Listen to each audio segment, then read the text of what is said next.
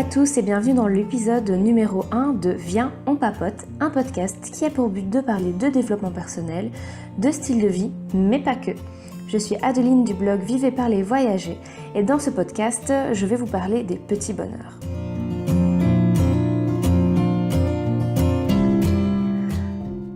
Alors bonjour à tous et premièrement j'avais envie de vous dire bienvenue dans ce nouveau podcast.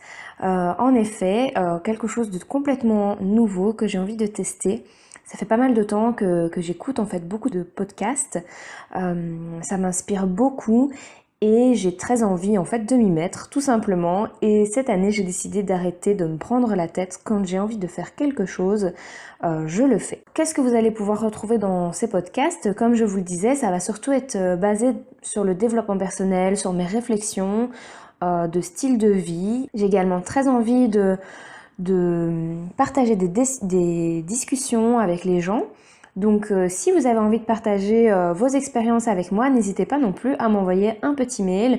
Mes informations sont en barre d'infos. Si vous avez envie de parler de quelque chose en particulier, je serais ravie de partager ça avec vous. Donc voilà. Donc dans ce podcast, j'ai envie de vous parler des petits bonheurs. Vous savez, ces petites choses au quotidien qui rendent notre vie un peu plus belle. Alors, on ne les aperçoit pas toujours, mais ils sont bien là. Alors, les petits bonheurs, qu'est-ce que c'est?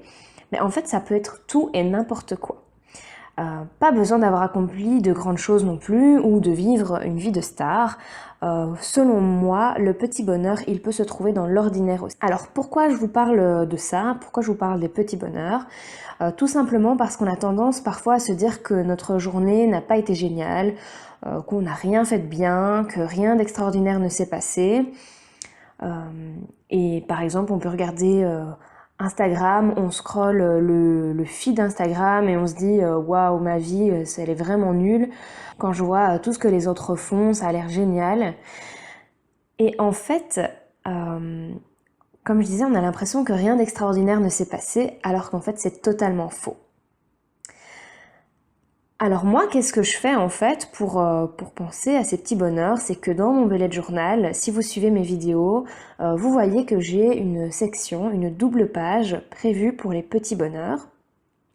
Et tous les soirs, j'écris quelque chose qui a été positif sur ma journée. Je vous mets d'ailleurs au défi d'écrire un petit bonheur tous les soirs. Vous choisissez un petit cahier ou un petit carnet que vous pouvez poser en fait sur votre table de chevet ou voilà le soir quand vous avez un petit peu de temps pour vous.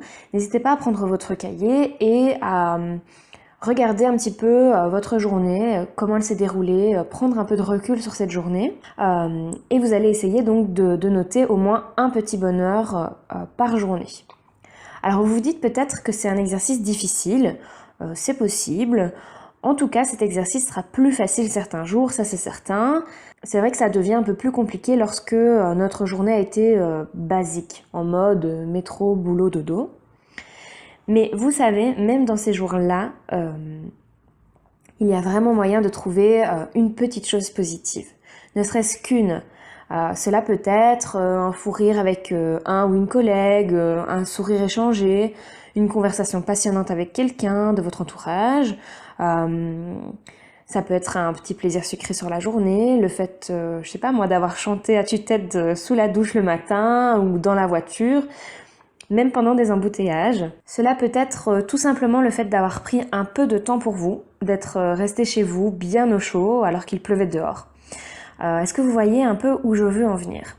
Moi, si par exemple je passe en revue mes petits bonheurs, parfois c'est des petits trucs qui peuvent vraiment paraître ridicules aux yeux des autres, mais c'est vraiment des choses qui ont été positives dans ma journée. Ça peut vraiment être un rien. Tant que ça m'a fait du bien, tant que ça m'a fait sourire, voilà, je le note.